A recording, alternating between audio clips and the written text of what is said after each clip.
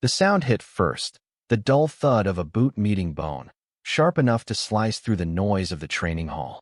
Dust lifted, caught in a shaft of white light, and for a heartbeat the world stopped moving.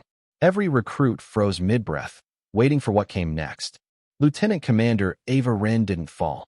She didn't even flinch. Her head snapped to the side from the impact, then turned back with the same precision she brought to every mission she'd ever survived.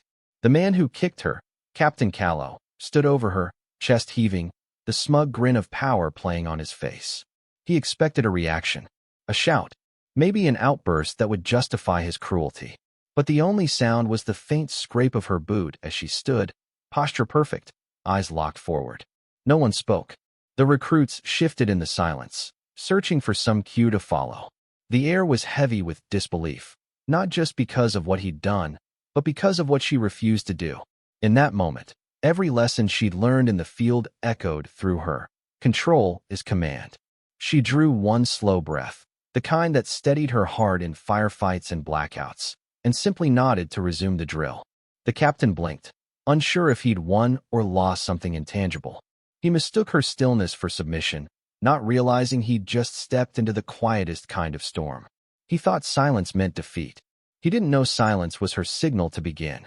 The base lived in rhythm, boots striking concrete in unison, clipped commands echoing off steel walls, the dry scent of gun oil drifting through the corridors.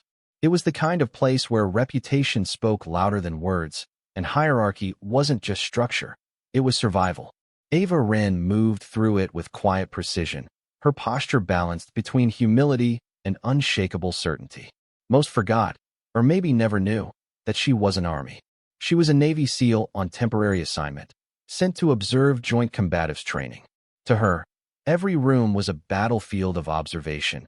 Who commanded, who followed, who needed control to feel it. Under the humming fluorescent lights of the mess hall, a faint bruise had started to bloom at her temple. The same place where shrapnel had torn through her years before in a covert operation outside Helmand.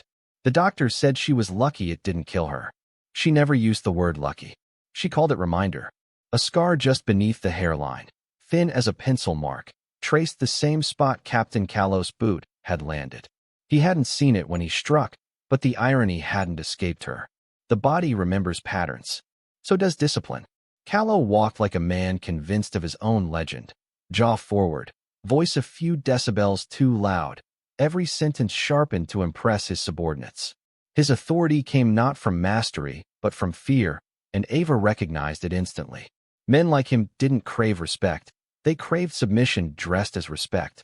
The more she remained silent, the more he mistook it for weakness. The more he mistook, the more she understood him. She didn't file a report, didn't mention the assault, didn't even glance his way. Instead, she logged the moment the way she logged mission data. Time, place, behavior, response. When you've seen chaos up close, you stop wasting energy on noise. Control, to Ava, wasn't about suppressing anger. It was about weaponizing patience. She didn't need to prove strength through retaliation. Strength, real strength, was letting someone believe they'd already won while you quietly positioned every variable to remind them who truly understood command. Around her, the hall buzzed with conversation and clattering trays, but in her mind, the silence stretched, steady, deliberate, waiting for its cue to return the balance. The smell of sand and smoke had a way of lingering in memory, sharper than scent alone. It carried temperature, noise, and consequence. Ava remembered the color of that day more than its details, a washed-out beige horizon, the hum of rotors above, then the sudden fracture of sound that split everything apart. The explosion didn't register as pain at first, only vibration. The earth seemed to lift her, spin her, then discard her like shrapnel. When she came to, vision blurred, helmet cracked, the first thing she heard wasn't screaming. It was static in her comms and the calm voice of her commanding officer cutting through it. Pain is noise. Command is signal. The words had anchored her when the world refused to hold still. She dragged herself upright, dizzy, hands finding balance before her thoughts did. Around her, the dust had swallowed shape and color, just moving shadows in an ocean of debris. Her team was scattered, dazed, but alive. Every muscle in her body screamed to shut down, But command wasn't about comfort. It was about clarity in chaos. She found the nearest teammate, pulled him up, barked orders through grit and blood. One by one, they regrouped. She never remembered the walk back to extraction, only the rhythm of her own breath syncing with her CO's words. Pain is noise. Command is signal. Now, years later, she stood before a mirror in the barracks, fluorescent light flickering against the bruise spreading along her temple. The same side, the same throb. She reached for a strip of gauze, wrapping it with the same measured precision she'd used on the battlefield. The movement was ritual, calm, deliberate, almost sacred. She met her reflection, eyes steady, jaw firm. That old mantra returned, quiet but certain, like a pulse beneath her skin. Pain is noise. Command is signal. She exhaled slowly, sealing the wrap, and the silence in her room felt earned, not empty. The paperwork looked routine, a single-page operational request stamped with efficiency and signed without question. Reflex coordination drill. Night simulation. No live fire. Captain Callow skimmed it, barely glancing at the name on the line. He didn't see strategy. He saw submission disguised as duty. His signature cut across the page like an afterthought, ink drying on the very permission that would undo him. Ava slipped the document back into its folder, expression unchanged. Around her, the office buzzed with the low hum of routine. Discipline was camouflage, and she wore it perfectly. Word traveled fast through the barracks. Another drill, another test led by the SEAL who never spoke more than necessary. Recruits speculated about her silence, half in awe, half in confusion. But one of them, a younger specialist named Mendez, saw something else. He noticed how she timed everything. The measured pace of her steps, the precision in her checklist, the way she adjusted her earpiece like she was tuning into something only she could hear. Mendez had seen soldiers prepare for drills. He'd never seen anyone prepare for justice. When she entered the training bay, the lights hummed overhead, casting sterile reflections across the polished floor. She laid out her equipment with deliberate calm. Comms set to encrypted channel, blackout goggles checked, body sensors calibrated. Every movement was soundless, efficient, almost meditative. The bruise at her temple had deepened to violet, visible even under the dim light, but she didn't hide it. She simply tightened the bandage around her ribs and reset the strap on her vest. No emotion, no commentary, just readiness. Her request read like procedure, but beneath every clause was intent. No live fire meant no witnesses. Full blackout meant total control of environment. Reflex coordination meant unpredictable movement. Chaos, the one element Callow never managed well. When Mendez asked if she needed assistance, she gave a small nod, eyes fixed on the range. Only quiet, she said. The words weren't sharp, yet they cut through the air with finality. Outside, the sun dipped below the horizon, turning the training field into a gradient of shadow and silence. The drill would begin after nightfall, just another training simulation on paper, but in truth, a lesson waiting for its moment to be taught. The kind that wouldn't raise her voice, only her standard. And in darkness, standards speak louder than anything else. The desert air cooled with the night, the kind of chill that sharpened every sound. The range stretched ahead, swallowed by darkness, broken only by thin red lights pulsing along the perimeter. Wind whispered across the gravel, carrying the faint metallic scent of spent casings from drills earlier in the day. 3 figures entered the zone, Captain Callow at the center, flanked by 2 NCOs. They wore night vision rigs, adjusted belts, exchanged quiet laughs. To them, this was routine, just another after-hours exercise led by the woman who refused to break rank. Callow's tone was light, almost amused. "Let's make sure the commander keeps up," he said into his mic. Across the comms, Ava's voice came through, measured and composed. "Maintain formation. Eyes up. No contact unless provoked." The words were clipped, efficient, pure discipline. Callow smirked, pressing his transmitter. "Careful, Commander. Head injuries, slow reflexes." His voice lingered in the channel, waiting for a reaction that never came. Silence stretched until it began to sound like presence, the kind of silence that listens, measures, predicts. Then the rhythm changed. A crunch of gravel. A faint displacement of air. One of the NCOs pivoted, flashlight beam slicing through empty space. Nothing. Another sound, closer, lighter, and then the distinct click of a safety strap disengaging. Before the thought even formed, his weapon was gone. The clatter of metal hitting earth was followed by a thud. Not pain, not violence, just control. Ava's voice returned, calm as ever, one neutralized. Continue. The second NCO spun, nervous now, pulse audible through his breathing. Movement flickered at the edge of vision, shadow turning into motion. He reached, missed, and before he could reset, a hand caught his arm, redirected momentum, and dropped him cleanly to a knee. She didn't speak this time. She didn't need to. Her silence had become instruction. Callow cursed under his breath. The wind picked up, rustling the nylon flags at the far end of the range. He turned in a slow circle, muscles tight, scanning shadows that refused to hold still. "You think this proves something?" he barked. Static crackled in his earpiece. A voice, distant but steady. "It proves control is faster than anger." He lunged toward the sound, arrogance pushing him faster than judgment.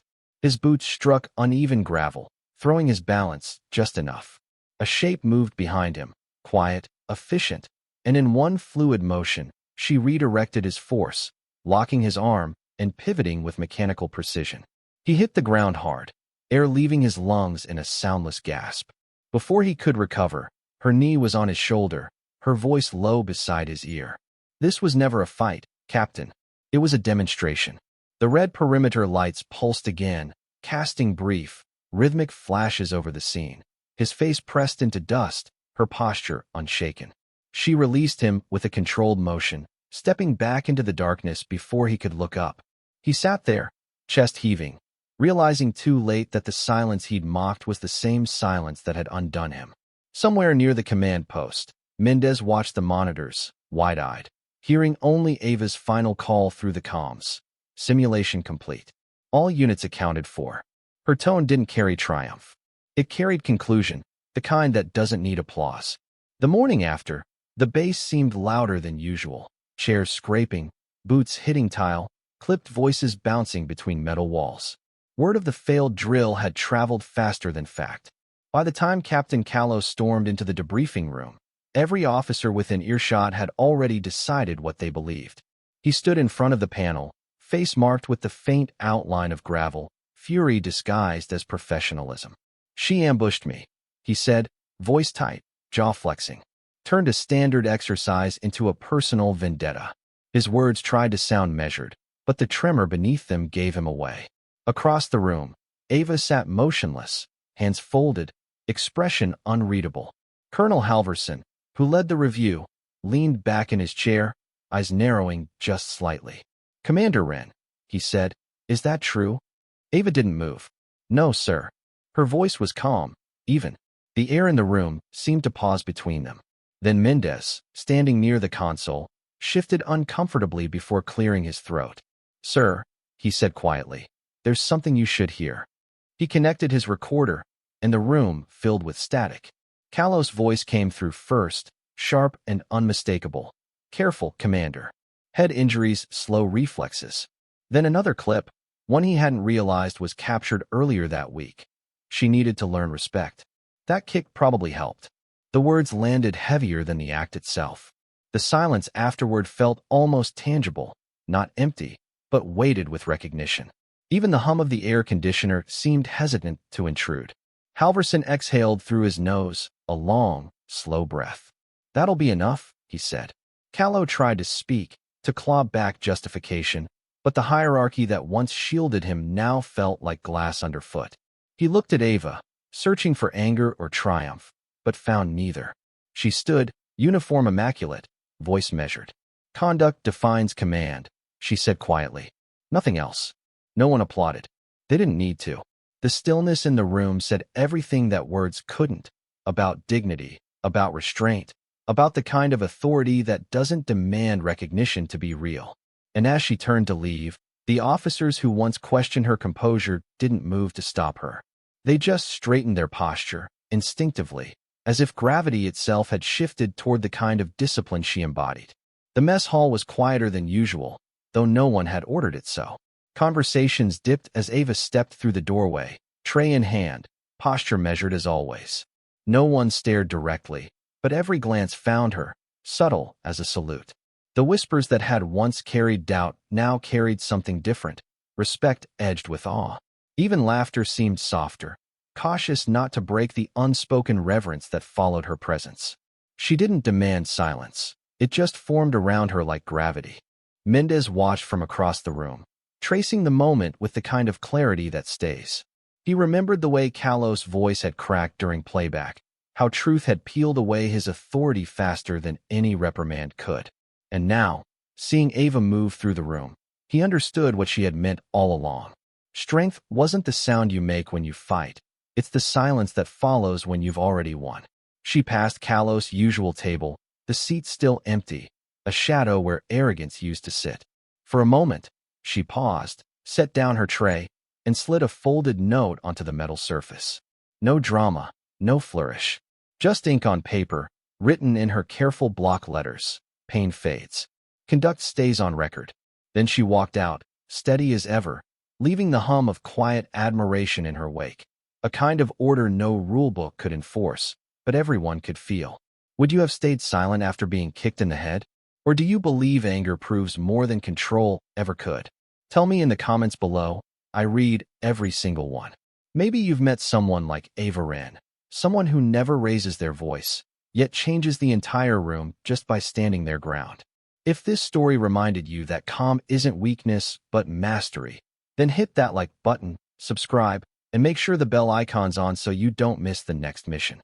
Share this with someone who needs to remember, real strength doesn't shout. It endures, observes, and then, when it moves, it never has to explain why.